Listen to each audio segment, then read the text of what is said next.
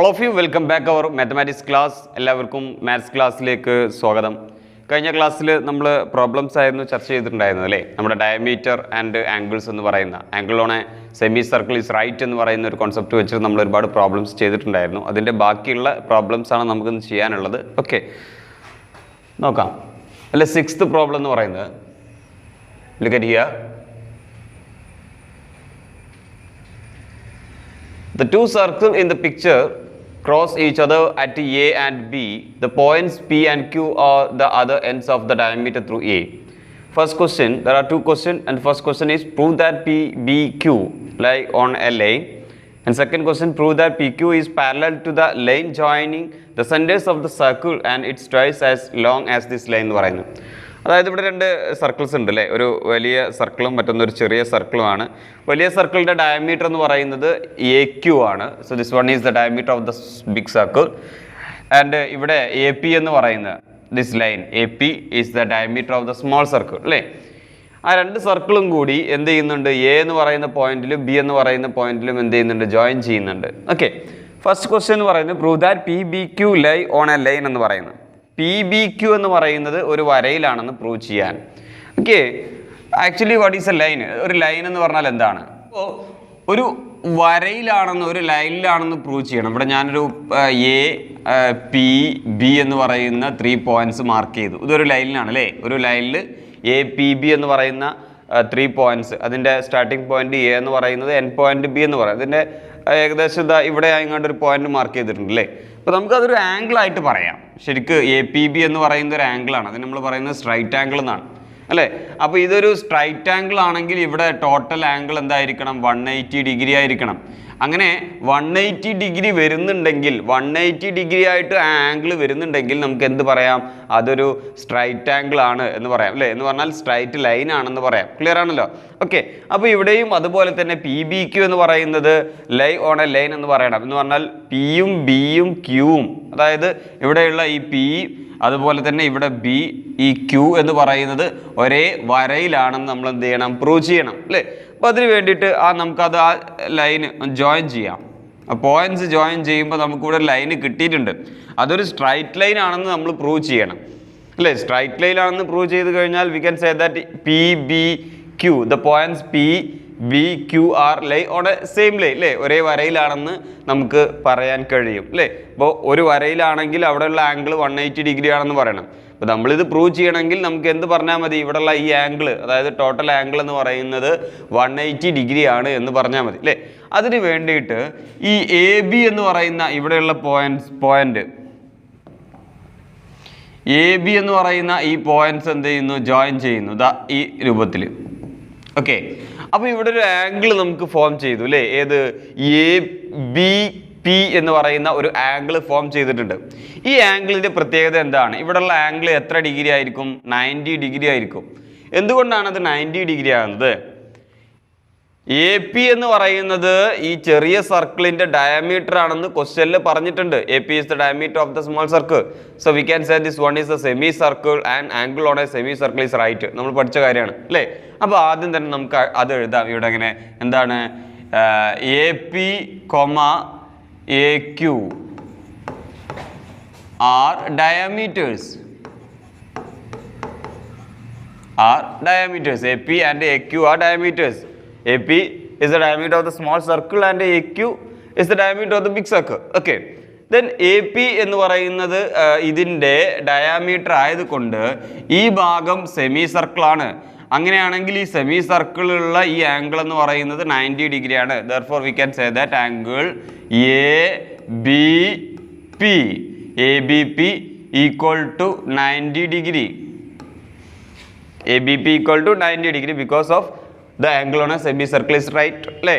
Okay, next AQ എന്ന് പറയുന്നത് നമ്മൾ അവിടെ എഴുതിയിട്ടുണ്ട്. AQ is diameter. അങ്ങനെയാണെങ്കിൽ ഇവിടെയുള്ള ഈ ആംഗിൾ എന്ന് പറയുന്നത് എത്രയാണ് വരുന്നത്? ഓക്കെ, 90 ഡിഗ്രിയാണ് വരുന്നത് അല്ലേ. So ABQ is equal to 90 degree. Okay, അപ്പോൾ രണ്ട് ആംഗിൾ നമുക്ക് എന്താ കിട്ടിയത്? 90 ഡിഗ്രി കിട്ടി. ഇനി ഇത് തമ്മിലൊന്ന് ആഡ് ചെയ്ത് നോക്കൂ. ഈ രണ്ട് ആംഗിൾ ആഡ് ചെയ്യുമ്പോൾ നമുക്ക് കിട്ടുന്നത് ABP എന്ന് പറയുന്ന ഇവിടെയുള്ള ഈ ആംഗിളും ഈ രണ്ട് ആംഗിളും കൂടി ആഡ് ചെയ്യുമ്പോൾ നമുക്ക് എന്ത് കിട്ടുന്നുണ്ട്? 180 കിട്ടുന്നുണ്ട് അല്ലേ? therefore angle ABP plus angle ABQ equal to 90 plus 90 equal to 180 അല്ലേ? അപ്പോൾ 180 കിട്ടിയല്ലോ. 180 കിട്ടിയാൽ എന്താണ്? അതൊരു സ്ട്രൈറ്റ് ആണ് അല്ലേ? സ്ട്രൈറ്റ് ലൈൻ ആണ്. therefore we can say that the PBQ lie on a line. Okay.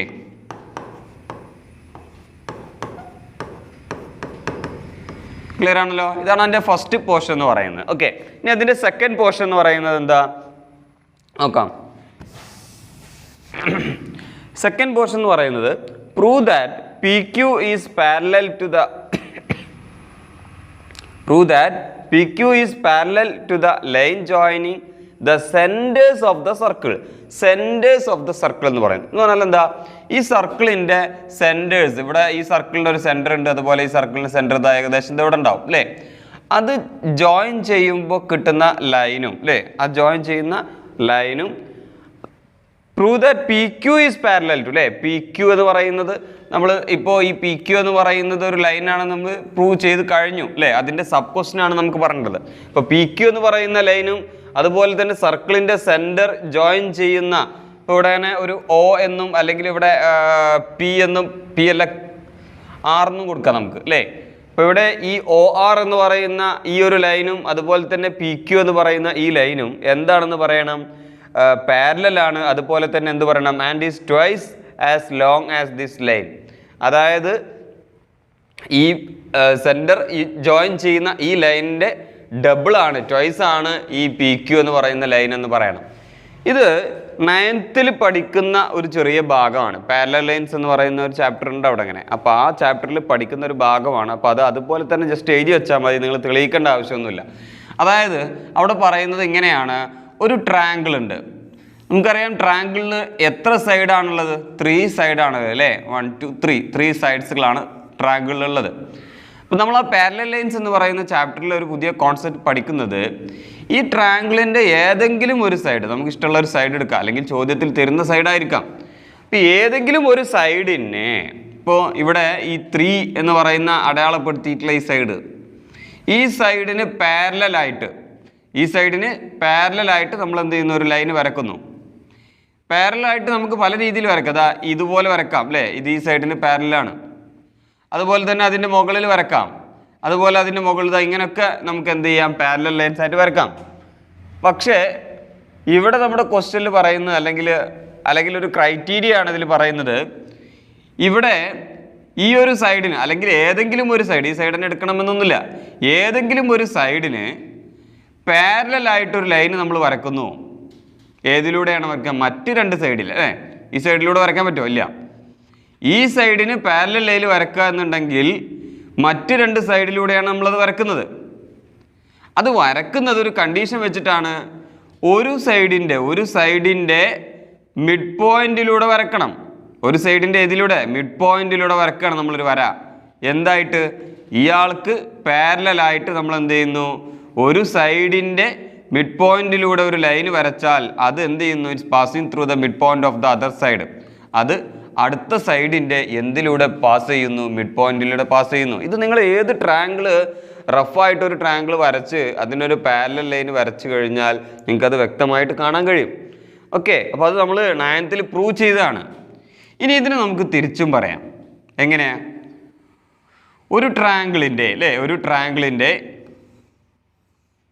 2 സൈഡിൻ്റെ mid പോയിന്റിലൂടെ ഒരു ലൈന് വരച്ചാൽ ആ ലൈന് അതിൻ്റെ 3rd സൈഡിന് എന്തായിരിക്കും? പാരലലായിരിക്കും. ഇവിടുന്ന് അങ്ങോട്ട് പറഞ്ഞ് അതുപോലെ തന്നെ അവിടുന്ന് ഇങ്ങോട്ടും നമുക്ക് പറയാൻ പറ്റും അല്ലേ? തിരിച്ചും പറയാം. അപ്പോൾ ആ തിരിച്ചുള്ളതാണ് നമുക്കിവിടെ പറയേണ്ടത്. ഇവിടെ എന്താ പറഞ്ഞേ? പാരലലാണെന്ന് പ്രൂവ് ചെയ്യാനാണ് പറഞ്ഞത്. അതുപോലെ തന്നെ പകുതിയോ ആണെന്ന്. ഇതൊക്കെ നമ്മൾ 9th പ്രൂവ് ചെയ്തതാണ്. ഇവിടെ നിങ്ങൾ ആ ഒരു കണ്ടീഷൻ മാത്രം എഴുതി കൊടുത്താൽ മതി. എങ്ങനെയാ? ഒരു ട്രയാങ്കിളിൻ്റെ ഇൻ എനി ട്രയാങ്കിൾ അല്ലേ, the line joining the mid point of the sides 2 sides അല്ലേ? അതായത് ഒരു ട്രയാങ്കിളിൻ്റെ ഏതെങ്കിലും രണ്ട് സൈഡിൻ്റെ മിഡ് പോയിന്റ് ജോയിൻ ചെയ്ത് കിട്ടുന്ന ലൈൻ അതിൻ്റെ തേർഡ് സൈഡിന് എന്തായിരിക്കും? പാരലലും ആയിരിക്കും. അതുപോലെ തന്നെ തേർഡ് സൈഡിൻ്റെ പകുതിയുമായിരിക്കും, ഹാഫുമായിരിക്കും. അപ്പോൾ ആ ഒരു ഭാഗം മാത്രം നമുക്കിവിടെ എഴുതി കൊടുത്താൽ മതി.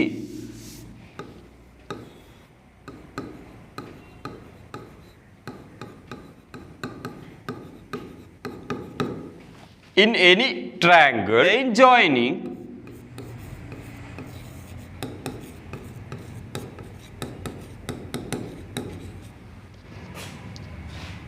the midpoint of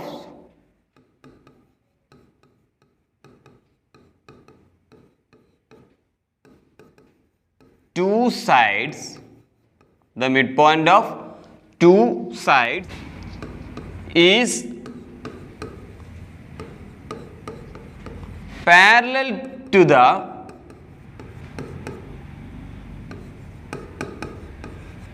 third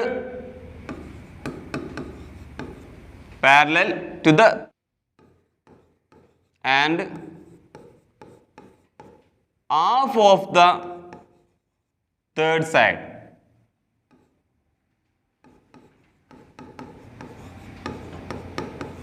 okay, ഇത്ര എഴുതുക. ഇതിനകത്ത് ഒരു ചെറിയ ഫിഗറും കൂടി നിങ്ങൾ ജസ്റ്റ് വരച്ചു വെക്കുക. ഓക്കെ, അതായത് ഈ ഒരു പി എന്ന് പറയുന്നത് മിഡ് പോയിന്റ് ആണ്, ക്യൂ എന്ന് പറയുന്നത് മിഡ് പോയിന്റ് ആണെങ്കിൽ പി ക്യൂ എന്ന് പറയുന്ന ലൈന് അതിൻ്റെ ബോട്ടം സൈഡിലുള്ള അല്ലേ എ ബി എന്ന് പറയുന്ന ലൈനിൽ പാരലൽ ആയിരിക്കും. അതുപോലെ തന്നെ ഇയാളുടെ ഹാഫുമായിരിക്കും. ഓക്കെ ആണല്ലോ. The seventh question, prove that the two circles drawn on the two equal sides of an isosceles triangle as diameter pass through the midpoint of the third side. ഈ ഒരു ഭാഗം പഠിച്ചു കഴിഞ്ഞാൽ ആ ഭാഗം വെച്ചിട്ടാണ് അടുത്ത ഈ ചോദ്യം ചെയ്യുന്നത് കേട്ടോ. അപ്പോൾ നന്നായി ശ്രദ്ധിക്കണം. ഈ ഒരു പോർഷനിൽ എന്താ പറയുന്നത്? Prove that two circle drawn on the equal sides of an isosceles triangle എന്ന് പറയുന്നത്. ഐസോസിലസ് ട്രയാങ്കിൾ എന്താണെന്ന് എല്ലാവർക്കും അറിയാലോ അല്ലേ? ഒരു ട്രയാങ്കിളിൻ്റെ രണ്ട് സൈഡ് ഈക്വൽ ആണെങ്കിൽ നമ്മൾ അതിന് ഐസോസിലസ് എന്ന് പറയും. ഇവിടെ എന്താ പറഞ്ഞേ? അങ്ങനെയുള്ള ഐസോസിലസ് ട്രയാങ്കിളിൻ്റെ ഈക്വൽ ആയിട്ടുള്ള സൈഡ്സിലെ രണ്ട് സൈഡ് ഈക്വൽ ആണല്ലോ, അതുപോലെ തന്നെ രണ്ട് ആംഗിളും ഈക്വൽ ആണ്. ഓക്കെ, അത് വിടാം നമുക്ക്. അപ്പോൾ ആ രണ്ട് ഈക്വൽ ആയിട്ടുള്ള സൈഡ്, ആ സൈഡ് ഡയാമീറ്റർ ആയിട്ട് കൊണ്ട് എന്ത് വരക്കുന്നു? സർക്കിൾ വരക്കുന്നു. എങ്കിൽ ആ circles passing through the mid point of the third side എന്ന് പറയുന്നത്. എന്ന് പറഞ്ഞാൽ അതിനൊരു തേർഡ് സൈഡ് ഉണ്ടാവുമല്ലോ അല്ലേ? രണ്ട് സൈഡല്ലേ നമ്മൾ ഉപയോഗിച്ചിട്ടുള്ളൂ, അപ്പോൾ ഒരു തേർഡ് സൈഡ് ഉണ്ടാവുമല്ലോ. ആ തേർഡ് സൈഡിൻ്റെ മിഡ് പോയിന്റിലൂടെ കടന്നു പോകുന്നു എന്ത്? ആ സർക്കിൾസ്. ഏത് സർക്കിൾസ്? നമ്മൾ വരക്കുന്ന സർക്കിൾസ്. എവിടെ വരക്കുന്ന സർക്കിൾസ്? ഐസോസിലസ് ട്രയാങ്കിളിൻ്റെ ഈക്വൽ സൈഡ്സിന് ഡയാമീറ്റർ ആയിട്ട് നമ്മൾ വരക്കുന്ന സർക്കിൾസ്. ഓക്കെ, ഇതൊക്കെ നമ്മൾ ഇതിന് മുന്നേ പഠിക്കുന്നതാണ് ചെറിയ ക്ലാസ്സിൽ. അതിൽ സർക്കിൾ കൂടി ആഡ് ചെയ്യുന്നു എന്നുള്ളൂ അല്ലേ? ഇവിടെ എന്താ പറഞ്ഞേ? ഒരു ട്രയാങ്കിൾ വരക്കണം അല്ലേ? ഒരു ഐസോസിലസ് ട്രയാങ്കിൾ വരക്കണം. Isosceles triangle. ദെൻ ആ ഐസോസിലസ് ട്രയാങ്കിളിൻ്റെ ഈക്വൽ സൈഡ് അല്ലേ? ഈക്വൽ ആയിട്ടുള്ള രണ്ട് സൈഡ് ഉണ്ടല്ലോ അല്ലേ?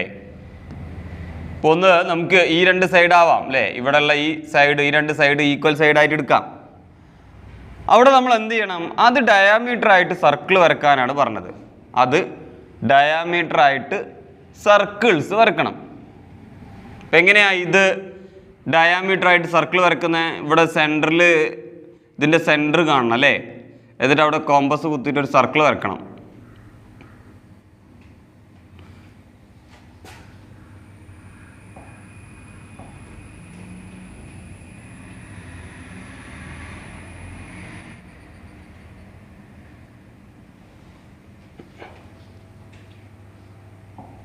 ഓക്കെ, ഇതാ ഈ രൂപത്തിൽ ഈ ഒരു സൈഡ് അല്ലേ? ഈ ഒരു സൈഡ് ഡയാമീറ്റർ ആയിട്ട് ഒരു സർക്കിൾ വരച്ചു. അതുപോലെ തന്നെ ഇതിൻ്റെ അടുത്ത ഈക്വൽ സൈഡായിട്ടുള്ള ഈ സൈഡ് അല്ലേ? അതും നമ്മൾ എന്ത് ചെയ്യണം? ഡയാമീറ്റർ ആയിട്ട് ഒരു സർക്കിൾ കൂടി നമ്മൾ വരക്കണം.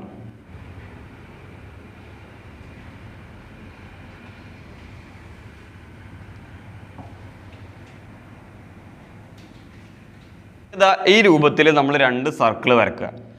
ആ 2 സർക്കിളും എന്ത് ചെയ്തിട്ടുണ്ട്, അതിൻ്റെ ആ ട്രയാങ്കിളിൻ്റെ തേർഡ് സൈഡ് അല്ലേ, നമ്മൾ ഈ 2 സൈഡാണല്ലോ ഉപയോഗിച്ചത്, അതിൻ്റെ തേർഡ് സൈഡ് എന്ന് പറയുന്നത് ഇതാണ്. അപ്പോൾ ആ തേർഡ് സൈഡിൻ്റെ മിഡ് പോയിന്റിലൂടെ പാസ് ചെയ്യുന്നുണ്ട് എന്നാണ് പ്രൂവ് ചെയ്യേണ്ടത് അല്ലേ. നോക്കൂ, pass through the mid point of the third സൈഡിലൂടെ പാസ് ചെയ്യുന്നുണ്ട് പറയുന്നത്. ഇത് ഒരു ഐസോസിലസ് ട്രയാങ്കിളിൻ്റെ ഒരു പ്രത്യേകതയാണ്. ഐസോസിലസ് ട്രയാങ്കിളിൻ്റെ പ്രത്യേകത നമ്മൾ പഠിച്ച കൂട്ടത്തിൽ പഠിച്ചതാണ്. ഐസോസിലസ് ട്രയാങ്കിൾ എന്ന് പറയുമ്പോൾ 2 സൈഡ്സ് ഈക്വൽ ആണ് അല്ലേ, ഐസോസിലസ് ട്രയാങ്കിൾ ആണ്. അതുപോലെ 2 ആംഗിൾ ഈക്വൽ ആണ്. പിന്നെ വളരെ പ്രധാനപ്പെട്ട ഒരു കാര്യം കൂടിയുണ്ട്, നമ്മൾ ശ്രദ്ധിക്കാതെ പോകുന്നൊരു കാര്യമാണ്. അതായത് ഇൻ എനി ഐസോസിലസ് ട്രയാങ്കിൾ, ഏത് ഐസോസിലസ് ട്രയാങ്കിളിലും നമുക്കറിയാലോ 2 സൈഡ് ഈക്വൽ ആണെന്ന്. ആ 2 സൈഡ് ഈക്വൽ ആയിട്ടുള്ള 2 സൈഡ് കൂടിച്ചേരുന്ന ജോയിൻ ചെയ്യുന്ന ഒരു വേർട്ടെക്സ് ഉണ്ടാവും, അതാണിത്. ഈ 2 സൈഡ് ഈക്വൽ ആണെങ്കിൽ അത് ജോയിൻ ചെയ്യുന്ന വേർട്ടെക്സ് എന്ന് പറയുന്നത് അതിൻ്റെ മുകളിൽ കാണുന്ന വേർട്ടെക്സ് എന്ന് പറയുന്നു. അവിടെ നിന്ന് ഫ്രം ദാറ്റ് പോയിന്റ് അല്ലേ, ആ പോയിന്റിൽ അല്ലെങ്കിൽ ഫ്രം ദാറ്റ് വേർട്ടെക്സ്, ആ വേർട്ടെക്സിൽ നിന്ന് അതിൻ്റെ ഓപ്പോസിറ്റ് ഇപ്പം ഇതിൻ്റെ ഈ വേർട്ടെക്സ് എന്ന് പറഞ്ഞാൽ അതിൻ്റെ ഓപ്പോസിറ്റ് നേരെ എങ്ങോട്ടാണ് അല്ലേ, ഇവിടുന്ന് വരക്കുന്ന പെർപെൻഡിക്കുലർ ഡിസ്റ്റൻസ് അല്ലെങ്കിൽ perpendicular line, it bisect the third side. അത് എന്ത് ചെയ്യുന്നു, തേർഡ് സൈഡിനെ ബൈസെക്ട് ചെയ്യുന്നു എന്ന് പറഞ്ഞാൽ ആ തേർഡ് സൈഡിൻ്റെ മിഡ് പോയിന്റിലൂടെയാണ് എന്ത് ചെയ്യുന്നത്, ആ പെർപെൻഡിക്കുലർ ലൈന് പാസ് ചെയ്യുന്നത് എന്നർത്ഥം. ഒന്നുകൂടി പറയാം, ഒരു ഐസോസിലസ് ട്രയാങ്കിളിൻ്റെ ഇനിയിപ്പോൾ നമുക്ക് വേറെ രീതിയിലും കൂടി വരക്കാം. ഈ 2 സൈഡാണ് ഈക്വൽ എന്ന് വിചാരിക്കുക, ഐസോസിലസ് ട്രയാങ്കിൾ ആണല്ലോ അല്ലേ. അപ്പോൾ ആ 2 സൈഡ് ജോയിൻ ചെയ്യുന്ന വേർട്ടെക്സ് എന്ന് പറയുന്നത് ഇതാണ്. ഇവിടെ നിന്ന് അതിൻ്റെ ഓപ്പോസിറ്റിലേക്ക് വരക്കുന്ന പെർപെൻഡിക്കുലർ എന്ന് പറഞ്ഞാൽ 90 ഡിഗ്രി തന്നെ വേണം. ആ ലൈന് ഈ സൈഡിനെ എന്ത് ചെയ്യുന്നു, ബൈസെക്ട് ചെയ്യുന്നു. വാട്ട് ഈസ് ബൈസെക്ട് ചെയ്യുക എന്ന് പറഞ്ഞാൽ എന്താ, അത് ടോട്ടൽ 10 സെൻറ്റിമീറ്റർ ആണെങ്കിൽ അത് മുറിച്ച് 5 ആയിട്ട് മാറുന്നു അല്ലേ, അതിനാണ് നമ്മൾ ബൈസെക്ട് ചെയ്യുക എന്ന് പറയുന്നത്. അപ്പോൾ ഇവിടെയും ഈ ഒരു ഭാഗം, ഇത് നമ്മൾ 8ാം ക്ലാസ്സിൽ നിന്ന് പഠിക്കുന്നതാണ് ഐസോസിലസ് ട്രയാങ്കിൾസിനെ കുറിച്ചിട്ട്. അപ്പോൾ ആ ഒരു ഭാഗം ഇത് ഉപയോഗിച്ചിട്ടാണ് ഇവിടെ നമ്മൾ ചെയ്യേണ്ടത്. അതായത് നമുക്കറിയാം ഇത് ഐസോസിലസ് ട്രയാങ്കിൾ ആണ്, ഇത് ജോയിൻ ചെയ്യുന്ന വേർട്ടെക്സ് എന്ന് പറയുന്നത് ഇതാണ്. ഇവിടുന്ന് ഇങ്ങോട്ട് വരക്കുന്ന പെർപെൻഡിക്കുലർ, അതായത് ഇവിടെ 90 ഡിഗ്രി ആണെങ്കിൽ ഈ ലൈനിനെ അത് എന്ത് ചെയ്യുന്നു, ബൈസെക്ട് ചെയ്യുന്നു എന്ന് പറഞ്ഞാൽ ഈ സർക്കിള് ഇതിൻ്റെ സെൻറ്ററിലൂടെയാണ് പാസ് ചെയ്തിട്ടുള്ളത്, ഈ സർക്കിളും ഇതിൻ്റെ സെൻറ്ററിലൂടെയാണ് പാസ് ചെയ്തിട്ടുള്ളത് എന്ന് നമുക്ക് പറയാൻ കഴിയും അല്ലേ. അത്രയേ ഉള്ളൂ നമ്മൾ എഴുതേണ്ടത്. അപ്പോൾ ആദ്യം തന്നെ ഈ ലൈന് ഇവിടുന്ന് ഇങ്ങോട്ട് ഞാൻ ഈ വരച്ച ലൈന് പെർപെൻഡിക്കുലർ ആണെന്ന് പ്രൂവ് ചെയ്യണം. പെർപെൻഡിക്കുലർ ആവണമെങ്കിൽ 90 ഡിഗ്രി കിട്ടിയാൽ മതിയല്ലോ അല്ലേ. അപ്പോൾ 90 ഡിഗ്രി എപ്പോഴാണ് ഇത് കിട്ടുന്നത്, അല്ലെങ്കിൽ 90 ഡിഗ്രി ഇതിൽ ചെയ്യാൻ പറ്റുമോ, കണ്ടെത്താൻ പറ്റുമോ, നിങ്ങൾക്ക് അറിയോ എന്നുള്ളതാണ് ആദ്യത്തെ ചെക്കിങ് വരുന്നത്. നമുക്കറിയാം ഇവിടെ ഈ ഒരു ലൈന് ഡയാമീറ്റർ ആയിട്ടാണ് ഈ സർക്കിൾ വരച്ചിട്ടുള്ളത് എന്ന് പറഞ്ഞാൽ ഇതെന്താണ്, സെമി സർക്കിളാണ്. അപ്പോൾ സെമി സർക്കിളിൽ വരുന്ന ഈ ഒരു ഭാഗം പോർഷൻ എന്ന് പറയുന്നത് കണ്ടോ, ഇത് സെമി സർക്കിളാണ്. അപ്പോൾ ഈ ആംഗിൾ എത്ര ഡിഗ്രി ആയിരിക്കും, 90 ഡിഗ്രി ആയിരിക്കും അല്ലേ. അപ്പോൾ ആംഗിൾ എത്രയാണ്, 90 ഡിഗ്രി ആണെന്ന് നമുക്ക് എഴുതാം. നമുക്കൊരു പേര് കൊടുക്കാം,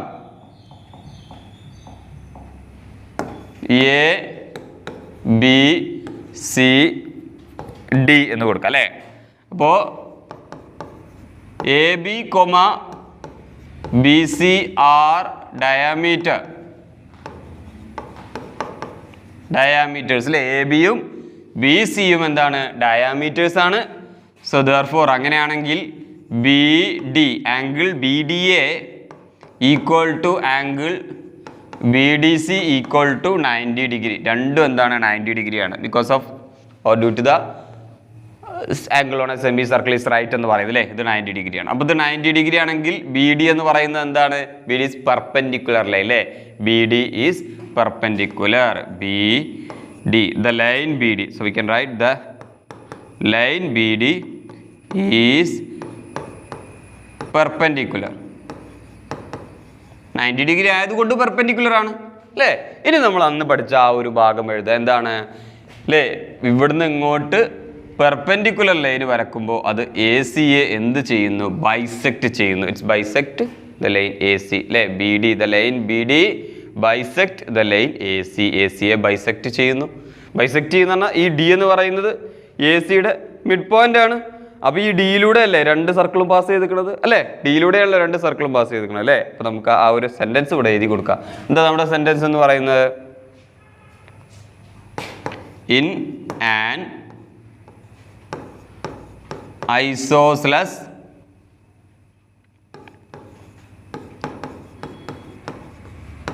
perpendicular from the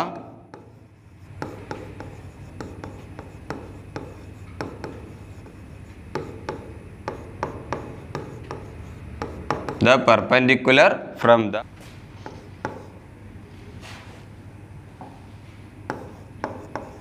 vertex joining the equal sides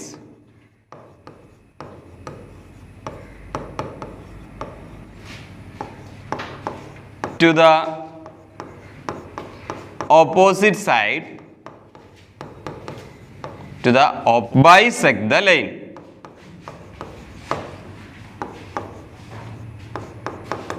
okay, ഇതൊരു ബോക്സിലാക്കിയ ഈ ഒരു ഭാഗം എന്ന് പറയുന്നത് നിങ്ങളൊരു ബോക്സിലാക്കിയിടുക. ഓക്കെ, ഇത് ബൈസെക്റ്റ് ചെയ്യുന്നു അല്ലേ? ഇപ്പം നമുക്ക് ലാസ്റ്റ് വൺ നിങ്ങൾ എന്ത് എഴുതാം? Okay, therefore it pass through the midpoint of the third side അല്ലേ? The circles are passes through the midpoint of the third side എന്ന് പറഞ്ഞിട്ട് ലാസ്റ്റ് അത് നമുക്ക് എൻഡ് ചെയ്യാം. ഇപ്പോൾ ഇവിടെ എന്താ നിങ്ങൾ പഠിച്ചത്?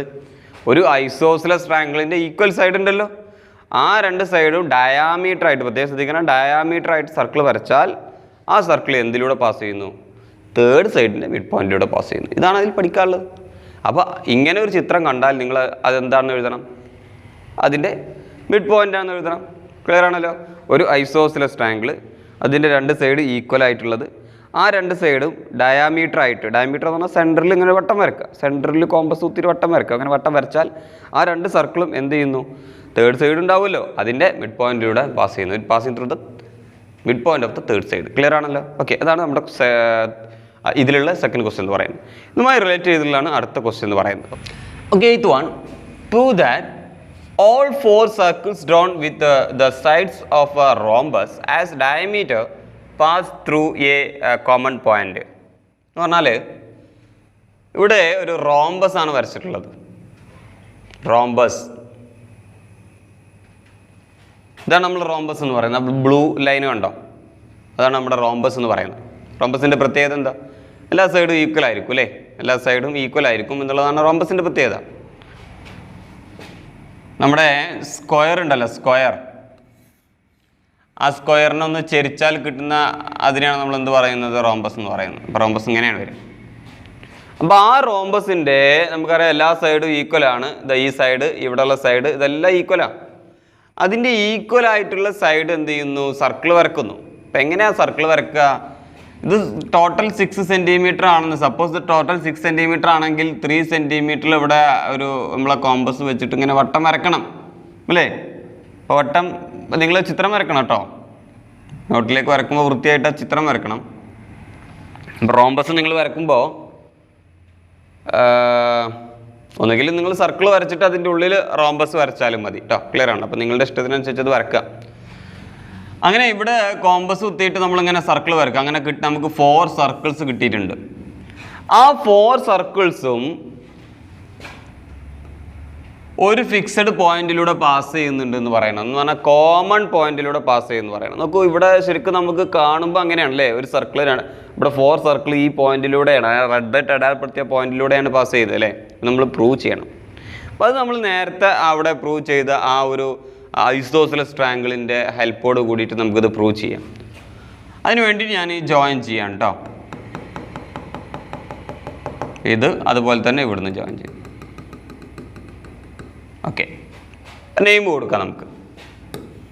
A B C D.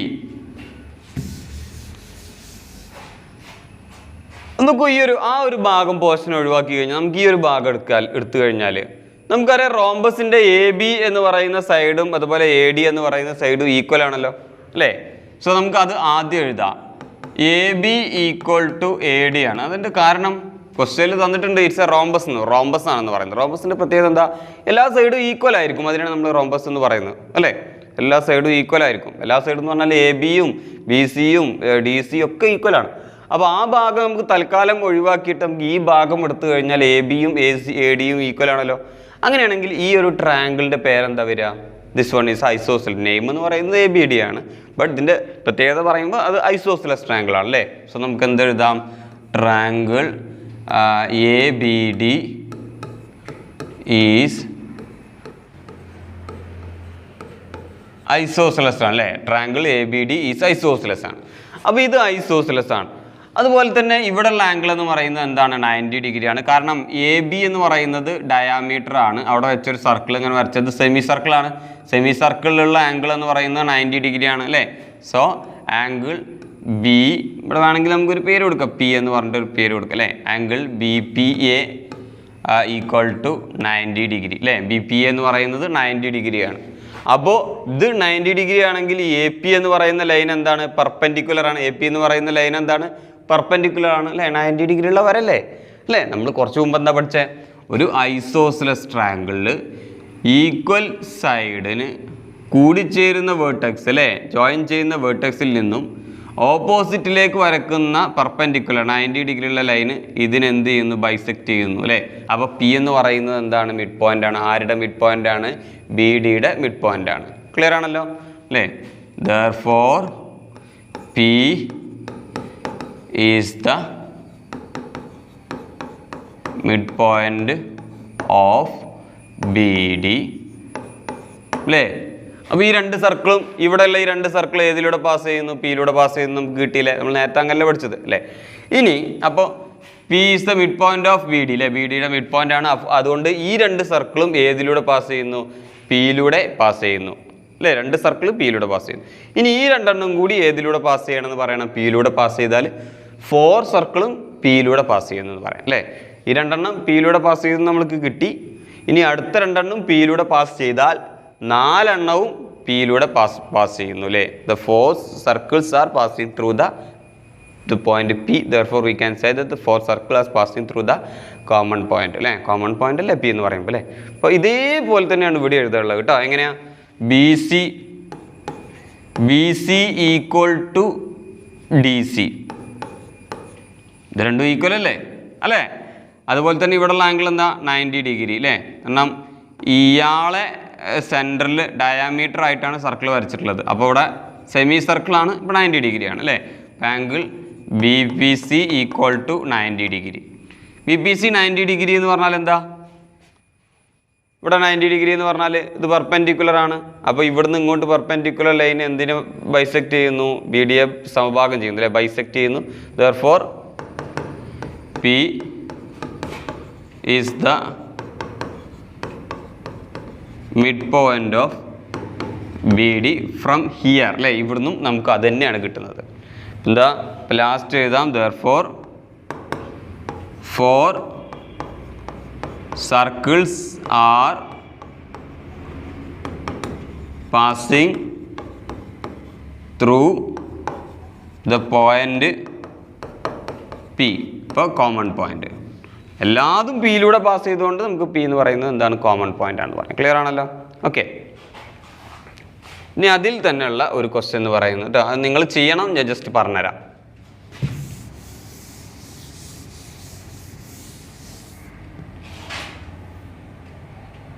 ഇവിടെ നോക്കൂ, അതിൽ തന്നെ ഉള്ളൊരു ക്വസ്റ്റ്യൻ ആണ്. Prove that this is true for any കോഡിലാറ്ററൽ. This is true for, അത് നമ്മളിപ്പോൾ ഈ പഠിച്ച കാര്യം ഉണ്ടല്ലോ. എന്താ പഠിച്ചത്?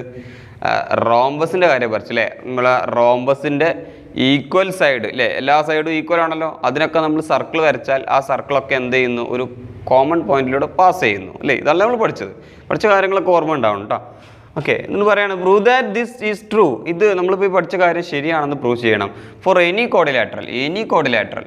ഏത് കോഡിലാറ്ററലും എന്ന് വെച്ച് കോഡിലാറ്ററലാണ് നമ്മുടെ സ്ക്വയർ, അതുപോലെ റെക്റ്റാങ്കിൾ, പാരലോഗ്രാം ഒക്കെ കോഡിലാറ്ററാണ്. 4 സൈഡുള്ളതിനൊക്കെ നമുക്ക് കോഡിലാറ്റർ എന്ന് പറയും. 4 സൈഡ് ഫിഗേഴ്സ് ആർ കോഡിലാറ്റർ അല്ലേ. പക്ഷേ ഇവിടെ പറയുന്നത് എന്താ? വിത്ത് അഡ്ജസൻറ്റ് എന്ന് പറഞ്ഞാൽ അടുത്തുള്ളല്ലേ, അടുത്തടുത്ത side equal as in the picture. ചിത്രത്തിൽ ഇത് കാണിച്ചതുപോലെ. അതായത് അടുത്തടുത്ത സൈഡ്, ഇപ്പോൾ ഇതിൽ അടുത്തടുത്ത സൈഡ് എന്ന് പറയുന്നത് ഇതുമാണ് ഇത് രണ്ടും അടുത്തടുത്ത സൈഡാണ് അല്ലേ. ഈ അടുത്തടുത്ത രണ്ട് സൈഡ് ഈക്വൽ ആണ് എന്നുണ്ടെങ്കിൽ in A quadrilateral the adjacent sides are equal. അങ്ങനെ ആണെങ്കിൽ ഇത് ട്രൂ ആണ്.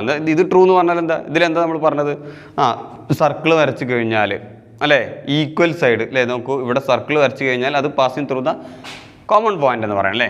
അപ്പോൾ ഈ രണ്ടെണ്ണം ഈക്വൽ അല്ലേ. അപ്പോൾ നമുക്ക് നേരത്തെ പറഞ്ഞാൽ അതേപോലെ തന്നെ പറയാം. ഇവിടെ എ ബി സി ഇവിടെ ഇത് രണ്ടും ഈക്വൽ. അങ്ങനെയാണ് ഇത് വരച്ചിട്ടുള്ളത് കേട്ടോ. അങ്ങനത്തെ ക്വാഡ്രിലാറ്ററലിനെ പറ്റുള്ളൂ. ഡി ഇവിടെ നമുക്ക് പി എന്ന് പേര് കൊടുത്താൽ നേരത്തെ പറഞ്ഞതുപോലെ തന്നെ ഇവിടെ എഴുതാം.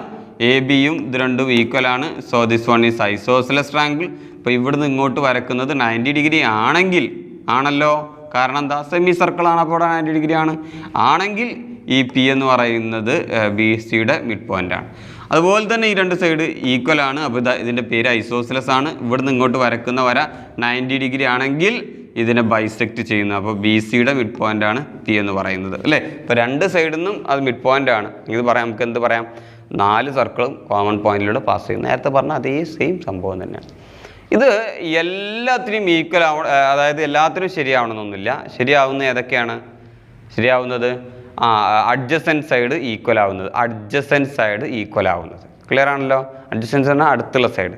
അപ്പോൾ റെക്റ്റാങ്കിൾ പറ്റുമോ? റെക്റ്റാങ്കിൾ അപ്പോൾ നമ്മുടെ റെക്റ്റാങ്കിൾ ഇതാണ്. ഇതിൻ്റെ അഡ്ജസൻറ്റ് സൈഡ് എന്ന് പറഞ്ഞാൽ ഇത് രണ്ടുമാണ് അല്ലേ. അടുത്തടുത്ത സൈഡ് അത് രണ്ടും ഈക്വൽ ആണോ? അല്ല, ഇത് രണ്ടും ഈക്വൽ അല്ല. അപ്പോൾ നിങ്ങൾ ഇവിടെ പിടിച്ചിട്ടൊരു സർക്കിൾ ഇങ്ങനെ വരച്ചു, ഇവിടെ ഈ ഒരു ഭാഗം വെച്ചിട്ടൊരു സർക്കിൾ ഇങ്ങനെ വരച്ചു കഴിഞ്ഞാൽ അത് പൊതുവായ പോയിന്റിലൂടെ കടന്നു പോവുമോ? അതോ ഇവിടെയും വെച്ചിട്ടൊരു സർക്കിൾ വരച്ചോ? ഇങ്ങനെയൊക്കെ വരും. ഇതിൽ ഏതെങ്കിലും കോമൺ പോയിന്റ് ഉണ്ടോ? ഇല്ല. ക്ലിയർ ആണല്ലോ. ഓക്കെ. പക്ഷെ നേരെ മറിച്ച് നമ്മുടെ സ്ക്വയർ എന്ന് പറയുന്നത് അഡ്ജസൻറ്റ് സൈഡ് ഈക്വൽ ആണ്. ബിക്കോസ് എല്ലാ സൈഡും ഈക്വൽ ആണ്. അപ്പോൾ നമ്മൾ ഇവിടെ വെച്ചിട്ടൊരു സർക്കിൾ ഇങ്ങനെ വരച്ചു, അതുപോലെ ഇവിടെ വെച്ച് നമ്മൾ സർക്കിൾ വരച്ചു, ഇവിടെ വെച്ചിട്ടൊരു സർക്കിൾ ഇങ്ങനെ വരച്ചു കഴിഞ്ഞാൽ ഇവിടെ വെച്ചിട്ടൊരു സർക്കിൾ ഇങ്ങനെ വരച്ചു, അതുപോലെ തന്നെ ഇവിടെ വെച്ചൊരു സർക്കിൾ വരച്ചു കഴിഞ്ഞാൽ ആ എല്ലാ സർക്കിളും എന്ത് ചെയ്യുന്നു? ഒരു കോമൺ പോയിന്റിലൂടെ കടന്നു പോകും. ക്ലിയർ ആണല്ലോ. അപ്പോൾ അഡ്ജസൻറ്റ് സൈഡ് ഈക്വൽ ആയിട്ട് ഏത് ഫിഗർ എന്ന് പറയുമ്പോൾ ക്വാഡ്രിലാറ്ററൽ വരച്ചു കഴിഞ്ഞാലും അത് എന്ത് ചെയ്യുന്നു? ഒരു കോമൺ പോയിന്റിലൂടെ പാസ് ചെയ്യുന്നു. ഈ ഒരു 3 ക്വസ്റ്റ്യൻസ് ആണ് കേട്ടോ. അപ്പോൾ നല്ല വൃത്തിയായിട്ട് പഠിക്കുക. ബാക്കിയുള്ള ക്വസ്റ്റ്യൻസ് നമുക്ക് അടുത്ത ക്ലാസ്സിൽ ചെയ്യാം.